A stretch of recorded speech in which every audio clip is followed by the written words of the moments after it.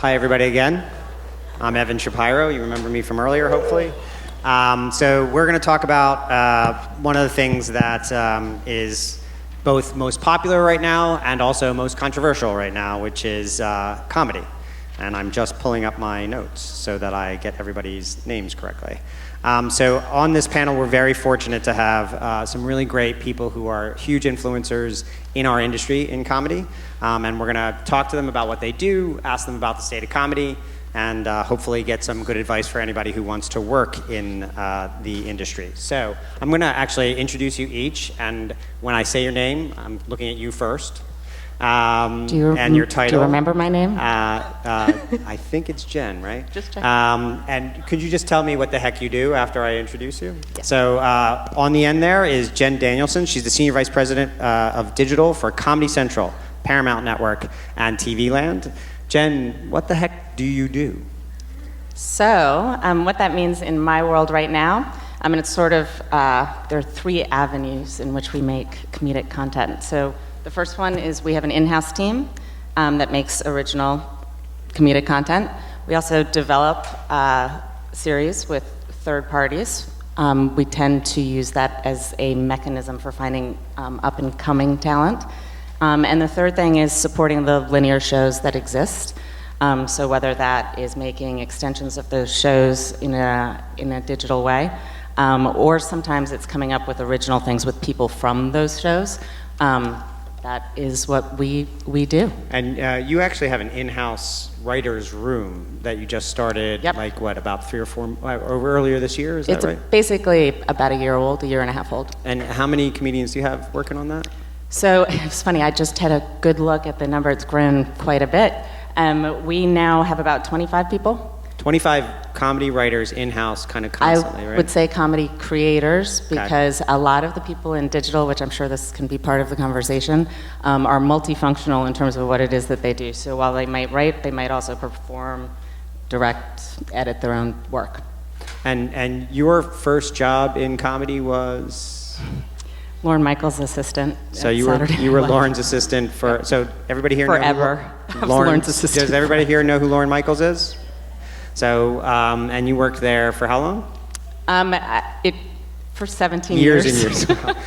And over the course of the 17 years at Broadway Video, you actually moved and took over the digital arm. Yep. Called, so we launched a company called Above Average. It was right in the same time period as those MCMs and sort of around the same time. It was post-college humor, a little bit post-Funny or Die, but it was definitely, that was the world in the time. And you worked with amazing talent there. We worked with amazing talent. I was super lucky to be able to have the in from the Saturday Night Live portion of that.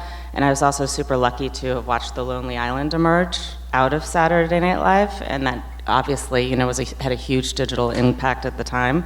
And so being able to have, I think, an up-close view of what that impact was and the scale of being able to see what was going on in digital, even though I had come from a linear space, was definitely a cool thing to be able to see and helped influence, I think, the drive through Above Average. And sitting on Lauren's desk, was that educational? Was that Beyond educational? Yeah, I imagine. It's a funny thing because Lauren can be very intimidating, as many people can be who have had an influential role like that for a long time. That said, he's also incredibly inclusive. So I have been there, certainly after a year or two. I was in meetings that I couldn't have imagined that I would possibly be in. I was definitely a passive participant for a good while, but he really helps foster that growth. And I was also there, lucky enough to be there in the years of Tina Fey. So I had a lot of female mentors too in a world of comedy. How'd you get that gig? How did I what? Get that gig. I knew what question you were asking, but my real true blue first comedic job was, and I was placed as a temp, was for a manager named Jimmy Miller. And Jimmy Miller's brother happens to be Dennis Miller. And Dennis Miller happened to used to be on SNL. So when I was transitioning and moving, he did definitely help me. That said, I interviewed for it. Yeah, and to show how long ago that was, that's when Dennis Miller was funny. Alex, so you are the co-founder of Forever Dog, a podcast network that exclusively works in comedy. Is that right? Hold on. Well, it's working. Great. Yes, you are the I co-founder of Forever Dog, a Yes. podcast network that exclusively works in comedy. Yes, that is what I do. I was also Lorne Michaels' assistant for 19 years. No. So what, you forgot to let me ask you the next question. Right, sorry. What do you do? What do I do? So I am, as Evan said, a co-founder at Forever Dog. So Forever Dog is a comedy podcast network. So we're based here in New York and Los Angeles. So we just have over 30 shows now, and that runs the gamut of like all different kinds of shows. So we have, your typical conversational podcasts. We have our, like scripted narrative shows. We have limited series, but they're all under the umbrella of comedy. And we also, we have a lot of other like divisions as well. Like we have a pretty significant like branded content part of the company where we work with brands to help them launch their own podcasts. We also partner with other production houses like National Lampoon. Right now we are working on the reboot of the National Lampoon Radio Hour, which is... Nice plug. What's up? Thank you. Yes, December 19th. Subscribe. And then we also do production services as well, just like working with some of the larger distributors like iTunes and Spotify to help them build out their network of original shows. And how did you come to think of launching a podcast? I mean, you started Forever Dog basically right after you graduated from NYU, correct? So me and my two co-founders, we started as kind of a theater group in college, and Forever Dog was the name that we used to, for all of our shitty like theater projects, and as we were doing more and more shows and working with really, really talented comedians, we knew we wanted to kind of build the foundation of a production company, but we wanted the production company to work, and it really is hard to build a successful theater comedy company, and film was kind of out of our wheelhouse. So me, Joe Cilio, and Brett Bowen, my other two co-founders, we were kind of experimenting with podcasting, and it was right around the time that... What year was this? So this was like right around the time Serial happened. So if you are not aware, there were like two events in like podcasting that like blew things up, and it was one when Apple introduced like the Apple Podcasts app on your phone, and two, Serial, I guess, who was it, NPR? Yeah. The NPR... This American Life. Yeah. Born out of. And it was right around then. There was a lot of conversation around podcasting. Has been around for a much longer time, though. I was a huge Comedy Bang Bang fan. Mike and Tom Eat Snacks, like a lot of those type of comedy shows. So we were just kind of like, why don't we try out podcasting? And then it was just kind of like became the most successful part of what we were doing in film, theater, and podcasting. We started, so we cobbled together a little network. Primarily from people you went to school with, correct? Primarily people we were doing comedy with. Which includes people like... Like Bowen Yang, who's on Saturday Night Live. Bowen's here, just like...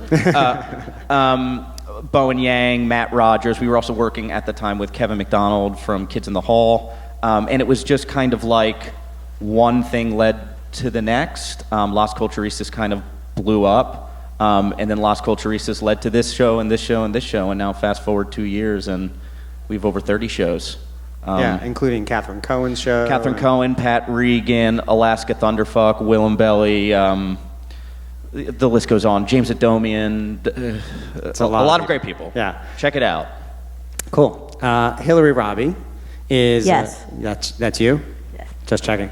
Hillary is a talent agent at WME, specializing in comedy, and Hillary is actually, I would argue, one of the most influential people in comedy, not just from the people that she represents, but also in the tastes that she brings to the table. So how did you get into comedy originally? Or actually, what do you do, first of all? So I'm a talent agent specializing in mostly personal appearances within the comedy world at WME, William Morris Endeavor.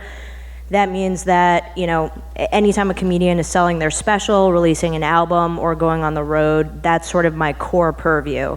But I like to take more of a managerial approach to representation, so I'll touch their scripted series, like Evan and I were talking about a shopping agreement in the dressing room. And they're non-scripted shows. I took out a couple pitches a few years ago with a few clients, but the core business of what I do is making sure that our clients are being made the most amount of money possible whenever they're doing something, so that their time is well expended.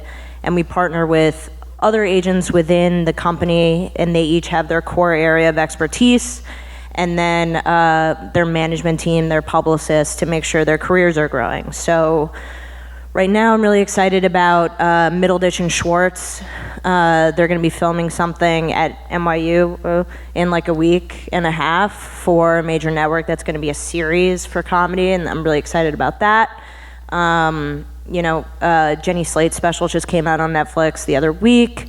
I work with some younger comedians that I'm really excited about, and Gary Gulman, his special on HBO, The Great Depression, just came out to great reviews with Judd Apatow EPing it, and now we're talking about development in his career past that.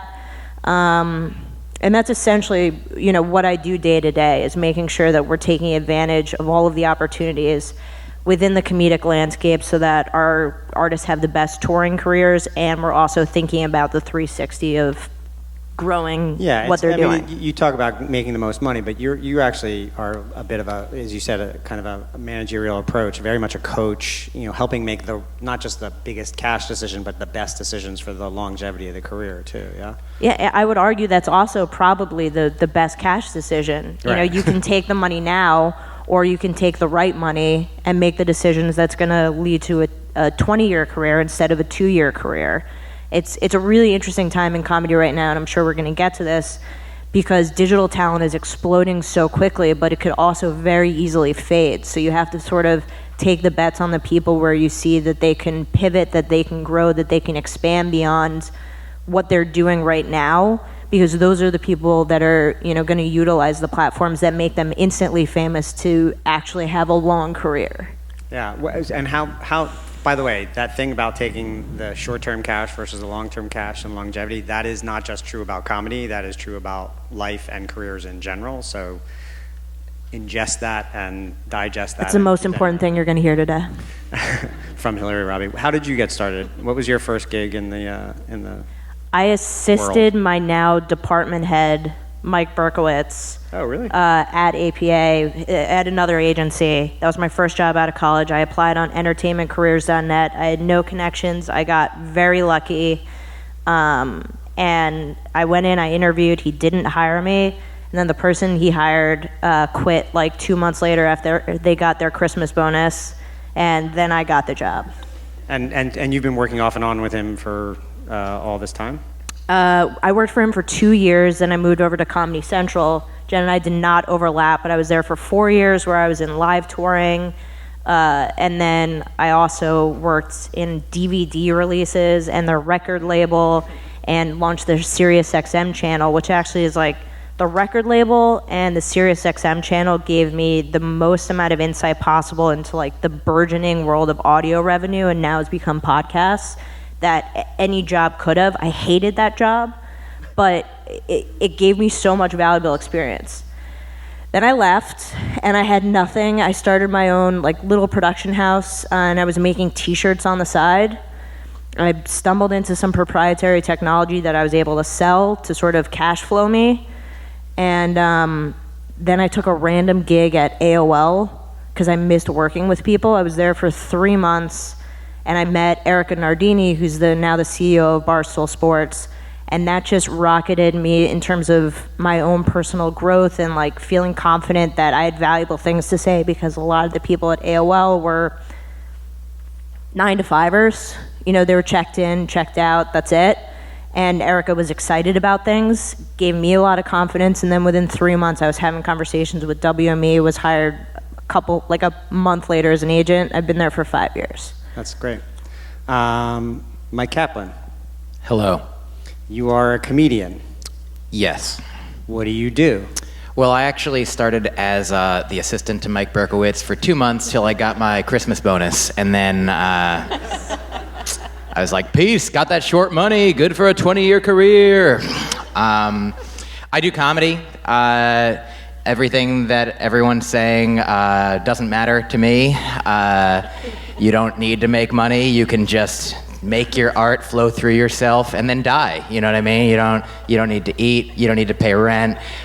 Just be true to yourself. I don't know if you guys are looking to go into the business. If so, I don't matter. And if you're like, I like to be funny and creative and make things, but I don't know how to do it, then I'm your man. You know, I don't know how to do things. What was the first time you got up? Like, what was that decision to get up on stage and start telling?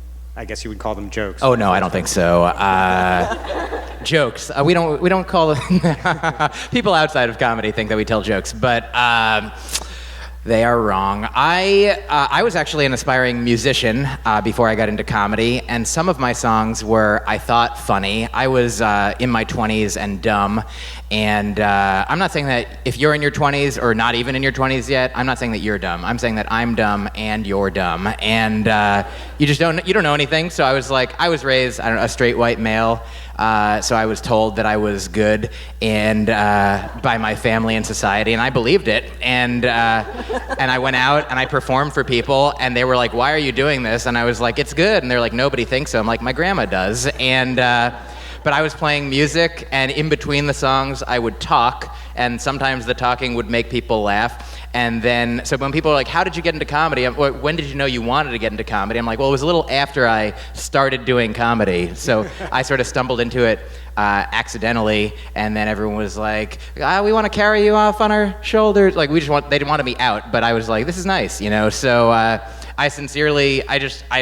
grew up watching Saturday Night Live and, you know, sitcoms like Seinfeld and stuff, but I didn't know that comedy was a job. I didn't know that stand-up was a thing. I thought it was just a thing that famous people did. I was like, all the people that I knew who did stand-up was like, oh, Seinfeld has a show and also does stand-up. Paul Reiser has a show and also does stand-up. Everybody on Saturday Night Live, they're all these famous people. I guess when you get famous, then you can do stand-up. And then I found out there's a lot of stand-ups who aren't famous. And I'm like, I can not be famous. So I like that we're all these influential people on this career, you know, on this panel here, and you're like, so tell everyone who you are and why you're important. I'm like, well, I'm very important, and you should know who I am, but you don't. So, but yeah. I mean, crucially, while you're not famous, you are you are a working comedian. Oh yeah, I mean that is your sole gig, correct? Yes, I have been. I started doing comedy. I performed for the first time, like in a stand-up capacity,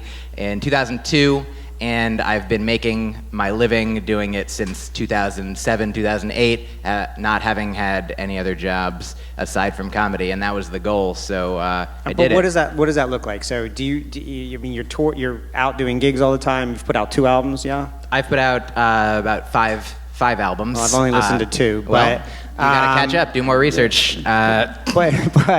Like, what does a week look like for you? I'm probably traveling about half the time. Maybe 2 to 3 weekends a month, or sometimes, like on Tuesday, I'll fly to Omaha. I'll drive to Des Moines that same day. I'll perform at a rock venue that night. I'll go the next day to a college in nearby Iowa. I'll perform at a college at noon. I'll perform at a college at night. The next 2 nights, I'll also have college shows. Then I'll fly to LA and do some shows out there for a week. Then I'll fly back to the Midwest, do like 3 or 4 more colleges. So sometimes it comes in chunks like that. Sometimes I'll fly to a city, do a comedy club from Thursday to Sunday, come back, and while I'm in New York, I'm performing, you know, most nights, 1 show, a few shows, up to probably like, I think the record was just set by, not me, but 25 shows in a day. That's more than I normally do. I'm normally between like 1 and 3, I would say, but that's pretty good. You know, like. And who's booking? Are you booking those yourself, or do you have a rep who books those for you? I have a rep who books my bigger things on the road. I have a college booking rep that books my colleges, and then I book the things like in New York City, in LA, and I started out doing comedy in Boston. So when I go back there, I just talk to people that I know, or like depending if it's I have an agent who's like, if it's going to make this much money or more, then they'll take care of it. And if it's going to make this much money or less, they're like, why are you doing it? And they're like, go ahead. They know that that you have to. Like sometimes you do shows for nothing. Sometimes you do shows to just continue to create. I don't book shows for nothing. What's that? I don't book shows for nothing. Oh yeah, absolutely. I try not to, but so this is a general question for everybody, and Myq, you can take it. Thank you. Has the advent of comedy has really obviously went through a heyday in the 80s when Seinfeld and Reiser and all those people were coming up, and then it's always been there, but it feels like an explosion of late of the number of people doing comedy, the number of avenues to do comedy, the way to promote comedy. But has that made it easier or harder? How do you feel that everybody here has mentioned some form of digital transition in their careers, and I know it's influenced you to a certain extent. Has the digital explosion of comedy online made it easier for you, harder for you? Both. I think easier, and I think it's better in general that there are more avenues. Like it used to be, like when I did comedy in the 80s. You were 2? Yeah, I was born in 1978, so I started at 4, and that was my first job in comedy.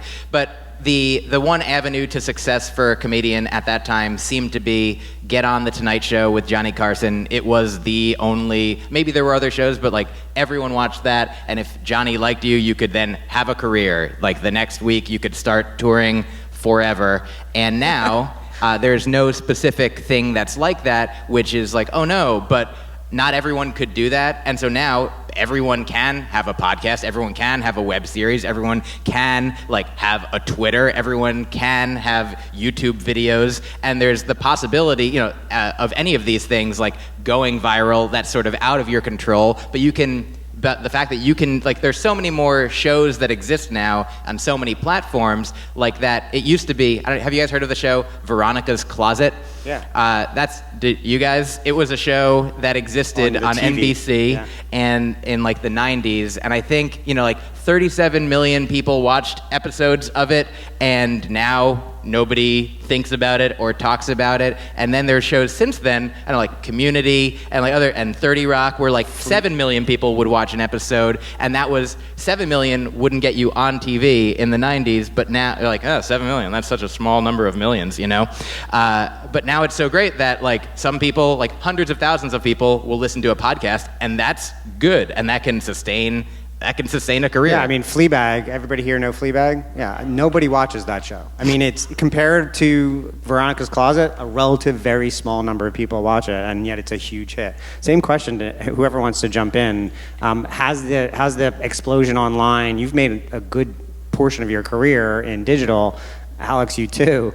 Has it made it easier? Has it made it harder? Is it better? Is it worse? It's definitely been a transition, because in the first conversations, whenever we would talk about any sort of success online, I felt like everybody in the room was crushed by the numbers that I was telling them that were happening online in comparison to Nielsen measured numbers on linear. And so I think for people to recognize it as something that could be complementary, that it's not necessarily the same audience. I think it has to be very thoughtfully done in order to make sure that you're covering that way. But it also, especially in a place like YouTube, it really does show you, if you're a creator, how many people saw your work, right? And there's an avenue to sort of your own personal metric that you can then see how that did, things that resonate with people in terms of comments, that kind of thing. There's really such an immediate feedback loop versus the sort of long tail, research-driven, Nielsen-driven sort of peek into behind the curtain, so to speak, in terms of what the audience truly feels. And to have that sort of immediacy, I think, has really been one of the most prolific changes. At the same time, there's a whole thing, it's a little bit like when people were with the whole Napster thing with music, you know what I mean? There's a little bit of who owns what in terms of IP. Giving it away for free. And what all of that means, right? So building out, though, a strategy, this is where the business part, I think, does separate what that is building out the strategy for yourself of what is supposed to go where and why you are doing it that way, I think is hugely important. And whether you appreciate this person's comedic output or not, but if you take a look at Will Smith in the last year, if you take a look at Jennifer Aniston in the last 2 weeks, There is a sort of knowledge in terms of marketing and what that can mean for people that's very different than giving all your IP, right? The personal IP that you've created out in one place for free. So a lot of it, I think, is building a strategy around what it is that I'm doing as a creator, that I want, what's the goal, right, of this particular work and where it should go. And I don't think it's the same for every piece of content that people make. I think there's a democratization in terms of access to getting your content out there. That's great, but there's also this bifurcation of eyeballs.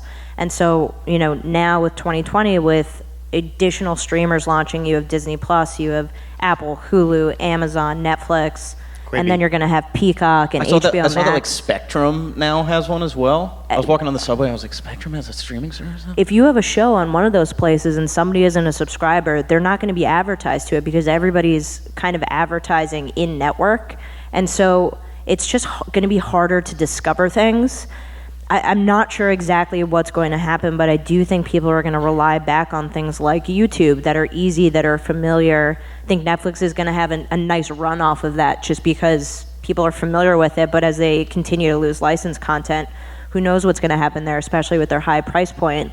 So it's going to be a very interesting couple of years that we have coming up because less people are watching cable, less people are watching network, but also, why does The Office, why do Friends do so well on Netflix? It's because they're familiar, because audiences spent years grooming and understanding those characters because they had to watch it week after week. If you're binging something, you forget it the next day because you're binging the next thing. Yeah, peak content has created this fragmentation. There are 750,000 podcasts, right?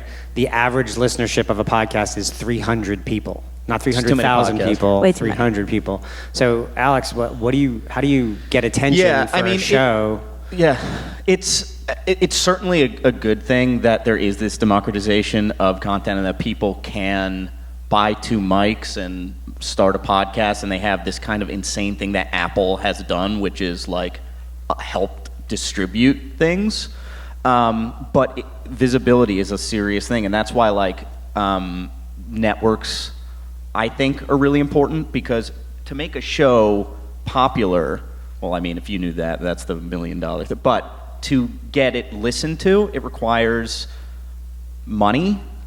You have to, if you're trying to expand outside of your own network, you have to pay to do feed drops or promotion on other podcast networks. But internally, within your own podcast network, you're only as good as your top show.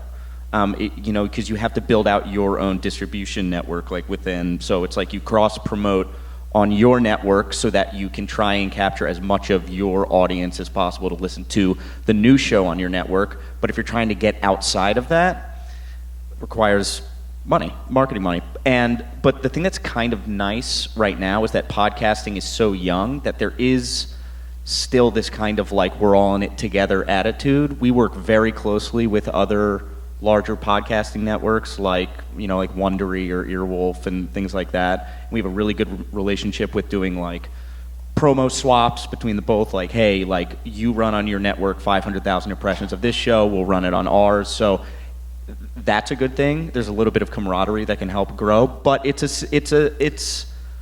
hard. It's interesting. I work with you, so I know that you're an artist. Mm-hmm. So you physically actually produce, the 3 partners at Forever Dog physically produce all the shows, which is an odd thing for a lot of podcast networks. I don't recommend it. But at the same time, you've had to teach yourself the business end of things as well. Sure. Has that been difficult for you? Oh my God, yeah. I mean, it kind of pushes you outside your comfort zone. It pushed us so far out of our comfort zone, I thought I was going to die. I was I remember once it started becoming a business, and we were okay, this show's getting popular, now we have to deal with people outside of just, hey, Matt and Bo, let's make this show in my apartment, and we recorded it and put it online, and there's 100, as soon as we had, 70,000 people listening to an episode, and we had all these different parties coming in, agents, managers, all these, we had to learn the language, and we are not. Earlier. I remember trying to break down that deal. Oh my, no, exactly. That was like 4 years ago. 4 years ago, something like that. 3 years ago. Yeah. I was like, this deal's garbage. Because it was garbage. Because we were like, this is a funny story. So for one of the first contract that we made, we were like, okay, so we know nothing about making contracts. We know nothing about the business. I guess I'm going to ask my friend Jacob, who does like commercial law, if he can help put together like a contract for us. So he was like, okay, so you guys should like own all the IP. You should get like 70% of the revenue. And we were like, is that how it's done? And he's like, yeah. So we were like, great, this is great. And then of course we handed over to like reps like Hillary, and they're like, what the hell is this? Like, absolutely The deal not. preceded my time, and I worked with Bo very briefly, and that's like a whole other story. Love him to death. Yeah. Bone's the best. But I remember getting that deal and being like, who approved this? Exactly. Because also... I didn't want to work with you guys for like a year and a half after that, because I was like, these guys are assholes. Yeah, it's like these guys are insane. But what it was that we didn't know anything, because we were comedians and artists and things like that, and we were learning as we go. So over the course of our time, we slowly made more friends, understood what was going on, understood how the industry worked. But it was literally like 3 years of us like kerplunking our way like through the industry until we finally figured out like, okay, this is a standard contract. Here's what we're always going to have to negotiate with agents on. Here's what standard operating procedure is. But it took a lot to get there, and it sucked, but man, I learned But that's so a much. big story. I mean, each one of you has an entrepreneurial. Even you've worked for big companies, but every single one of you has had some sort of entrepreneurial branch to your careers. Myq, what is it like? How do you have to be an entrepreneur for yourself? Like, how do you figure these things out as you navigate? Should I take this one? Should I take this one? Should I do a podcast? Should I do an album? In the beginning of my career, I feel like it was important to say yes to everything. You try to get on, open mics first, and then if you can get on shows that, if people ask you to do things, like in the beginning, you're asking to do things. Like, so there's no choice. It's just like, can I drive 3 hours from Boston where I live, up into Vermont to do 5 minutes? Yeah, I can, so I will. You do everything that you can until you get to the point where eventually you're like, oh, I can't do everything, so what are the things that are valuable to me? What will be, either worthwhile monetarily or worthwhile creatively? And so if you want to be a writer, then spend a lot of time writing. If you want to be a performer, spend a lot of time performing. If you want to, and so that was what guided me in the beginning, was just like, I know that I love doing comedy, so I had a job at a cafe, and I was in grad school, and I had a job teaching music at a summer camp, and I just had all these piecemeal things that helped me live while I was pursuing what I knew I wanted to do. And so if you have a thing that you want to do, like, do that thing. Or if you're like, I want that person's career, well, look at what they did to get there. Look at what the initial steps were to get to the place where they are now. Because everybody started as nothing. You were nothing. You're slightly more than nothing now. And everyone was not the thing that they become eventually. And there are steps to get there. And so you just look at the thing that guides me is like, how do I want to live? What do I want to do? And it's good. I'm very happy. Jen, did you have something to add? I was just going to say that I was an English major in college. Where'd you go to college? Barely. Where'd I go? Franklin and Marshall, little tiny school. Oh my in God! Pennsylvania. Yeah, my sister went to Franklin Marshall. So. Then I was a teacher, Thanks, but I was Alex. I was Thank on you. that side of education, meaning I was not a math major. I was not a business major. And when I transitioned between working for Saturday Night Live and while I was still working for Broadway Video when Above Average was started, it really was operating as a business. And so when I was talking with the CEO about Broadway Video about whether or not I wanted to take on this new thing, he was like, and you'll do this and blah, blah, blah. And, you'll actually be in charge of a P&L. And I was like, that's awesome. And then I went home and Googled P&L. This was 5 years ago. I mean, it's 7 years ago. 7 years. 7 years ago.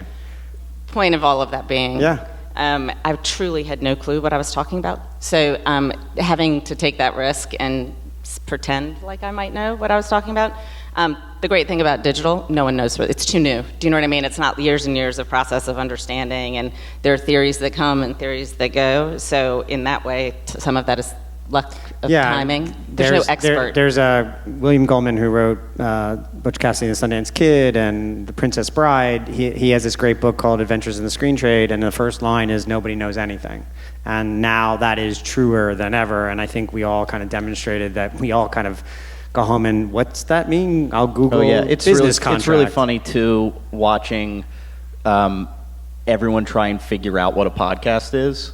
Like every day we are with companies that big companies. What's up? Big companies who have no idea what podcast like will be like you know, someone in like a board meeting was like, we need to look into podcasting, and it's like, oh, okay. And then you'll have like people who spent their entire life in like television or film and just being like, so how do you do a podcast? And it's just kind of it's just crazy watching an industry kind of adapt and like grow and adapt in front of your eyes. Because what it looks like now is it's gonna look completely different in 18 next months. week. Yeah, right. Let Exactly. alone like 5 years from now. So I do want to, before we run out of time, does anybody have any questions for any of our panelists? Come up to the mic. My mom thinks that YouTube videos are podcasts. yeah, right. Exactly. She tells They me that aren't? she's watched my Go ahead. podcast. Oh, Wait, what? You can watch some. I went yeah, I went not to the wrong mine. microphone. This No, room that's is okay. probably too young, but my mom thinks Lorne Michaels is Lorne Green. he is, isn't he? All right, thank you One guys and so the much for same. coming in. What's your name? My name's Drew. I'm an undergrad student at NYU. And I'm just wondering, maybe this correlates with the rise of digital media, but what do you guys think about the influence of the rise of short form content? And how do you think that's going to influence, you know, more like established things like box office films and like network TV? Yeah. I mean, I feel that the better transfer right now is audio to long form because it requires a kind of different type of discipline to tell a story in audio. I don't know how you all feel about that, but I think that stand-up is one of the true identifiers of, because it's your own story. It's a self-produced thing. It's you alone out there. Right? So the short-form version of that on YouTube has actually been the biggest growth point for us at Comedy Central since I've been there. short form of stand-up. Of specifically. stand-up. I mean, there's legacy stuff and sort of pulling that out again, but short-form emerging talent, right? And watching huge numbers on YouTube. I think it is a development process in that way for somebody to test out their story, their IP, and also to be able to show an element of their work to others. So it might be a seed of what that is, not necessarily a full-form thing, but I think that in that way, there's something really, I don't know, even special and unique. You see it with sketch too, but in a different way. Stand-up specifically, I think. I think we were beholden to longer form content when, you know, even in the digital era when iTunes, you had to be 42 minutes to get to the $9.99 category, and so, or you had to be 60 minutes to get to the $9.99 category, and you want to charge that much for your project. And an album needed to be 42 minutes to apply to the $9.99 category in iTunes. And now it's kind of like, well, is the special that special anymore? And I think there's something to be said about dividing things up and releasing singles and constantly be outputting content. I mean, you see, I'm sure your Explore feeds are full of stand-ups with caption under it, and people are just reading jokes and scrolling through things. Like, all my clients are now on TikTok, and it's kind of just like continuously adapting to attention spans. And they're shorter. That's the truth. You know, even when you're watching long-form content on a TV or even on your laptop, are you not on your phone? I am. I know I am. Yeah, and podcasting. Yeah, now getting and shorter, it's too. happening in podcasting now too. It's like the hour and a half long podcasts are not as effective because people will stop listening when they're done cooking dinner or when they're done driving to work. So you're slowly starting to see the hour and a half conversational podcast either be divided up into like 3 parts, and when you do, or you know, making a show that is designed to come out daily for like 20 minutes each, or to come out like 3 times a week for 15 minutes each. And what you see is that not only do you double or triple your weekly impressions, and that's great from a financial standpoint, you can go out and sell more, But the engagement is through the roof because people are actually listening to the entire thing as opposed to stopping around 50% of the way in. So you're starting to see, even with a new industry like podcasting, that's already starting to happen. I mean, The Daily being an incredible example of that. The average person who listens to comedy podcasts likes 3 or 4 of them. They won't click on something that's over an hour because they want to listen to it during their drive to work or during their run or something like that. My new podcast is 0 minutes, so everyone download. That's great. They also, though, it's going both directions, meaning YouTube now is, like, the algorithm itself is pushing for longer content, too. So at some point they meet. Yeah, and that's also why putting the full people, I mean, the best example being Joe Rogan, like putting on the video. People are now watching podcasts too. We do. Yeah, that. so like Nikki Glazer's is. Yeah, right. So now it's becoming a thing where it's like, okay, on top of like making the podcast and audio, we're also going to shoot it and distribute it on YouTube. We're going to distribute, the whole hour and a half long podcast video stream, and then we're going to cut it up into clips and make a playlist on YouTube. So you have like all these different ways of consuming the same thing. And will we be doing that for the National Lampoon Radio Hour exactly. podcast that launches on December 19th? We sure will. Okay. We sure will. Anybody else have any questions? Yep, right here. Back to Joe Rogan, though. I mean, an appearance on Rogan right now means more than potentially 2-3 late night sets. Yep. Yeah. In terms of what it can do for your career, one time on that guy's podcast. He's a behemoth. WME client. Hi guys, I'm Sun. I wanted to ask you guys because you guys mentioned earlier that you need to, when you're looking at digital comedians, you have to like get the right timing because you're not sure if they will fade or not. And I was wondering, is there like how do you tell if a digital comedian is going to fade, and like are there any signs, and how do you differentiate yourself if you want to use digital as a like jumping off point from the beginning to become a comedy writer? Consistency. I mean, I do think there's a level of consistency. Consistent posting, making sure. I mean, it's discipline. If that's the mode that you're choosing, it is consistent discipline. It's a job, even though it's fun. And I think sort of maintaining that constant contact with your fan base and engaging with them is huge. For me, in terms of gauging whether a digital talent is going to translate, I mean, at some point you just have to go with your gut. Is this because the one resource that we all share, I think, is time. And if I'm not passionate about what they're making, then I'm not the right representative for them. Even if they could be a billion hit person, if I don't see it and say that's funny to me and that is something that I'm excited about and I want to grow off of that, then I think that's something that I've struggled with in terms of picking and choosing there, because a lot of the content, and it may just be my age, doesn't make sense to me. And it's harder for me to get on board with something just because if I'm not excited, then I shouldn't be working with that person. It's also very isolated. People talk about these mediums as being very isolating, but they're actually very social, just like everything else. So the more people you know doing the thing you're interested in that you have relationships with, the more they're going to cross-promote and, recognize your work and support you. And comedy specifically is truly a supportive industry. Hugely pay it forward in that way. Yeah. So even though it can be very isolating, people talk about, I think, social media. From Logang to to the Joe Rogan example. I mean, he's made countless careers, but it's collective sharing content and being in each other's content is really important. I think the most important thing if you want to be a comedy writer is before you get like ahead of the game to like how will I get a manager, how will I get people to see these things, is to like, I don't know how old you are, I don't know how much you've written, but you just start doing it. You're a unique individual. You have experiences that nobody else has. You have there's luck and there's talent and then there's work, and the only thing you can control for is the work. How much time and effort you put in. I mean, like, live a life, have experiences, and then if you want to write and just keep writing and don't think about like who will like this. Like make sure that you like it, and make sure that people who you would want to like it, like who is your ideal, like what do you want to be, what do you want to see in the world, and make that thing. And then it's like a relationship. Like if you're like, what do the gender that I like, what do they like, and how will I be like them? Like be who you are, and then you'll attract people who like the thing that you are. And that'll be the same thing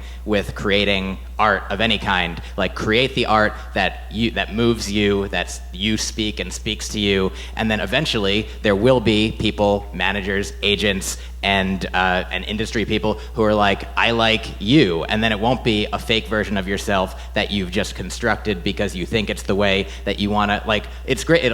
That's what'll lead to eventually. I mean, if not monetary, numerical success, like better to fail on your own terms than succeed unhappily on somebody else's. So just be yourself and work, and then don't worry about anything else until later. It's a great piece of advice. I'll give you one case study to look at after this, and then we actually have to wrap it up. Meg Stalter is this really great piece of talent, and she's from Chicago. I think 12 months ago she was a nanny. Yeah, and she was in Chicago, posting stuff on Instagram, really out there, very authentically her stuff. And now she has a show called The Nanny. No, that was Fran Drescher. But she was just named this week, Vulture's one of the comedians to watch. And part of it is because all the other comedians who found her stuff started reposting and reposting her stuff. And that's another thing to go off what Mike said. Like, meet as many people as you can, and like build those relationships, and like partner with people, and because it really is like some of our most successful shows became successful because their friends had a successful show and they came on the show, and they got to learn who those people were. And then when we announced that those two people had their own show, it was like, great, poof, the whole audience went over there. It's just good to work with other people and develop those relationships. Like, it's just good that you can always bet on that as well. Like, I would recommend definitely just diving in and putting the work in, and meeting everyone. Have friends. Have friends. Please have friends. Well, thank you very much, everybody. This was fun for me, hopefully valuable for you. I think we're going to take a picture, but thank you, and I'll see you in a little bit.